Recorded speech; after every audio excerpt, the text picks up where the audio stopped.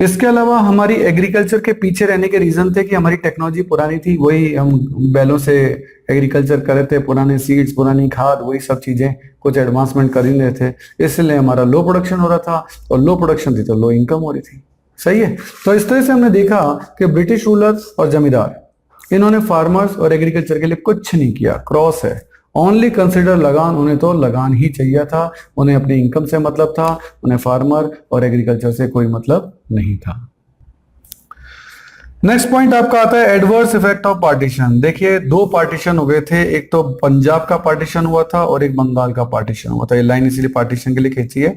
पंजाब का एक पार्ट पाकिस्तान में चला गया, एक पार्ट हमारे पास रह गया, और जो पाकिस्तान में गया वो हाईली फर्टाइल एरिया था। अब हाईली फर्टाइल एरिया पाकिस्तान के पास चला गया तो डेफिनेटली इसका मतलब हमारा जो डिवाइडेशन हुआ वो ढंग से नहीं हुआ, नहीं तो वो पार्ट हम उसको नहीं देने देते तो हमारा काम अच्छा हो जाता। दूसरा, बंगाल का जो पार्टीशन हुआ, तो बंगाल में क्या था कि एक तो ईस्ट, ये ईस्ट पाकिस्तान था इधर वाला, है ना, और वही बाद में जाके 1971 में वॉर हुई थी और उसमें वो बांग्लादेश में कन्वर्ट हो गया था और पाकिस्तान से अलग हो गया था। तो ईस्ट पाकिस्तान में basically jute as a raw उगती थी, है ना, यानी एग्रीकल्चर सारा उसका होता था ईस्ट पाकिस्तान में, यहाँ बंगाल के इस पार्ट में। और ये वाला पार्ट इंडिया के पास आ गया, यहाँ फैक्ट्रीज थी, अब फैक्ट्रीज तो रह गई इंडिया में, और ये वाला पार्ट चला गया पाकिस्तान यानी बाद में बांग्लादेश में। तो ये वाला पार्ट पाकिस्तान के पास चला गया, ये वाला पार्ट हमारे पास आ गया, फैक्ट्रीज हमारे पास रह गई, एग्रीकल्चर हमारे उनके पास चले गई। तो अब हमारे पास इन फैक्ट्रीज के लिए रॉ मटेरियल नहीं था, क्योंकि ये रॉ यहाँ नहीं आ पाता था। तो इस तरीके से पार्टीशन में कलकत्ता में ही रह गई, बंगाल में ही रह गई ये फैक्ट्रीज, और एग्रीकल्चर एरिया सारा का सारा ईस्ट पाकिस्तान में चला गया। तो पार्टीशन का बहुत एडवर्स इफेक्ट इंडिया के ऊपर पड़ा, एग्रीकल्चर के ऊपर खासकर। तो अब तक अपन ने जो बात की वो की अपन ने एग्रीकल्चर सेक्टर की। अब इसके बाद अपन चलते हैं इंडस्ट्रियल सेक्टर पे, कि इंडस्ट्रियल सेक्टर पे क्या फर्क पड़ा। तो देखिए ब्रिटिश रूलर्स क्या करते थे, इंडिया में फिनिश गुड्स बेचते थे, ठीक है। अच्छा, उन्होंने इंडिया में कभी पब्लिक सेक्टर पे ध्यान ही नहीं दिया। उन्होंने तो पब्लिक सेक्टर पे इतना ही ध्यान दिया कि हमारी तकलीफें कम हो जाएं, यानी हम कहीं आए जाएं तो हमको दिक्कत नहीं है तो रेलवे होनी चाहिए, हम गर्मी में रह नहीं सकते, पंखे वगैरह चाहिए तो पावर जनरेशन होनी चाहिए, हमें टेलीफोन करके एडमिनिस्ट्रेशन संभालना हो तो हमें कम्युनिकेशन चाहिए, हमें सामान लाना ले जाना है पोर्ट्स, बस उन्होंने इतना ही ध्यान दिया। इसके अलावा पब्लिक सेक्टर में कोई उन्होंने इन्वेस्टमेंट नहीं किया, कोई फैक्ट्री नहीं लगाई। अब ब्रिटिश रूलर ने तो पब्लिक सेक्टर के लिए कुछ किया नहीं, और वो तो माल कहां से लाते थे, इंग्लैंड से बना बनाया लाते थे। इससे इंडिया का हैंडीक्राफ्ट बेकार हो गया, खादी बेकार हो गई। तब जो लोग अनएम्प्लॉयड हुए उन्होंने सोचा नौकरी करें, पर नौकरी कहां से करते, फैक्ट्री तो कोई अंग्रेजों ने लगाई नहीं थी, तो हमारा अनएम्प्लॉयमेंट बढ़ा। अनएम्प्लॉयमेंट हमारा बढ़ा, लोग बेरोजगार हो गए तो उनकी इनकम कम हो गई। जब उनकी इनकम कम हो गई तो हमारी जीडीपी कम हो गई। जीडीपी का मतलब ग्रॉस डोमेस्टिक प्रोडक्ट, एक साल में कितनी गुड्स एंड सर्विसेज एक कंट्री के अंदर प्रोड्यूस की गई, उसका मार्केट प्राइस, तो वो जीडीपी हमारी क्या है, कम हो गई। तो इतना बड़ा चैनल जो है उसके कारण हमारा अनएम्प्लॉयमेंट बढ़ गया। सही है। तो उस दौरान ब्रिटिशर्स ने तो कोई फैक्ट्रीज वगैरह लगाई नहीं, पर कुछ मॉडर्न इंडस्ट्री ऑपरेट हुई थी during independence by private sector. Government ने कुछ नहीं किया। किसमें लगाई गई, कॉटन टेक्सटाइल, जूट मिल्स, लेकिन इनका डेवलपमेंट बहुत स्लो था। बेसिकली कॉटन टेक्सटाइल जो है वो महाराष्ट्र और गुजरात में डेवलप हुई और डोमिनेटेड बाय इंडियन, ये इंडियन लोगों ने ज्यादातर लगाई थी।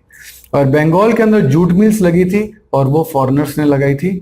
तो कुल मिलाकर प्राइवेट सेक्टर ने ही ये फैक्ट्रीज लगाई, एक तो महाराष्ट्र एंड गुजरात रीजन में और एक बंगाल रीजन में। ये प्राइवेट सेक्टर से डोमिनेटेड थी और ये फॉरेनर्स से थी। सही है, यानी कुल मिलाकर ब्रिटिश रूलर्स ने कुछ नहीं किया। इसके अलावा एक एग्जांपल और आता है टिस्को का। TISCO Tata iron and steel company, Tata ने लगाई थी 1907 में जमशेदपुर बिहार में, जो कि आज टाटा नगर के नाम से भी जाना जाता है। सही है। और after the second world war, ये तो 1945 के आसपास से पहले की चीजें हैं। इसके अलावा after the second world war sugar industry, cement industry, paper industry, ये भी इंडिया के अंदर लगने लग गई थी। तो ये थी हमारी इंडस्ट्री की कंडीशन। आगे चलते हैं, आगे आते हैं फॉरेन ट्रेड पे। देखिए फॉरेन ट्रेड की स्थिति तो आप इस चार्ट में देख सकते हैं। ब्रिटेन बेसिकली ब्रिटेन से चीजें इंपोर्ट होती थी इंडिया, क्योंकि इंडिया ने रॉ मटेरियल के तौर पे, प्राइमरी प्रोडक्ट के तौर पे, रॉ के तौर पर कॉटन, सिल्क, वुल, शुगर, इंडिगो, जूट, ये सब चीजें ब्रिटेन को देता था एक्सपोर्ट। और आप मानेंगे कि इंडिया का लगभग 50% एक्सपोर्ट केवल ब्रिटेन के साथ होता था। यानी ब्रिटेन ने एक तरह से कह रखा था कि आप जितना भी रॉ मटेरियल बनाए हमें बना दें, हमें भेज दें, हम उनको फैक्ट्री में फिनिश गुड्स में कन्वर्ट करेंगे और वही चीज आप हमसे मंगवा लेना। तो ये तो लेता था वो सस्ती रेट पे और ये देता था हमको महंगी रेट पे। इसके अलावा फिनिश गुड्स के अलावा वो मशीनरीज भी हमें देता था। तो 50% तो हमारा जो फॉरेन ट्रेड था वो केवल ब्रिटेन के साथ ही था, और बाकी का 50%, रेस्ट ऑफ द 50% हमारा था चाइना, श्रीलंका और ईरान। श्रीलंका को आप पुराने नाम सिलोन में देख सकते हैं और ईरान को पर्शिया के नाम से आप अपनी बुक के अंदर देख सकते हैं। तो ये हमारे फॉरेन ट्रेड की स्थिति थी इंडिपेंडेंस के बाद। तो हम जानते हैं कि इंडिया अपना 50% एक्सपोर्ट ब्रिटेन को करता था, तो काफी एक्सपोर्ट सरप्लस था इंडिया के पास। लेकिन वो एक्सपोर्ट सरप्लस कौन सा इंडिया के काम आता था? ब्रिटेन के जो लोग हैं यानी ब्रिटिश रूलर्स जो हैं उन्होंने उसी पैसे का यूज किया payment for expenses of British offices. British जो ऑफिसेस जो इंडिया भर में थे उनमें जो लोग काम करते थे उनको सैलरी दी जाती थी। एक्सपेंसेस ऑन वॉर, जो लड़ाइयाँ लड़ी गई, second world war, first world war, और भी ब्रिटेन ऑल ओवर वर्ल्ड में युद्ध करता था, उनके पैसे यहीं से जाते थे।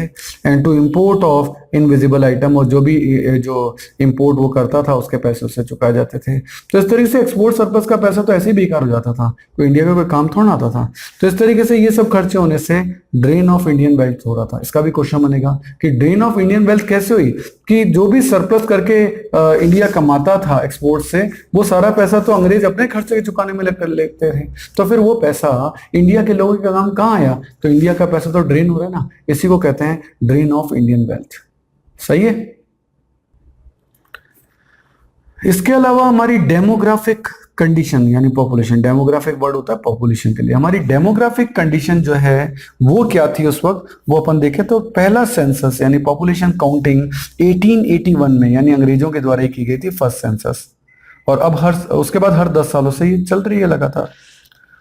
और इसमें सबसे बड़ी बात मैं आपको बताऊं, हर 10 साल यानी 1881, देन 1891, देन 1911, देन 1921 में आके the year of great divine आया। बीमारियों के कारण, महामारी के कारण इस साल इंडिया की पॉपुलेशन इंक्रीज होने की बजाय घट गई थी। लगभग 12 मिलियन लोग जो है वो मर गए थे बीमारियों की वजह से। तो ये क्वेश्चन बनेगा, the year of great divine किसे कहा जाता है? 1921। क्यों आया? फैमाइन के कारण और बीमारियों के कारण। सही है।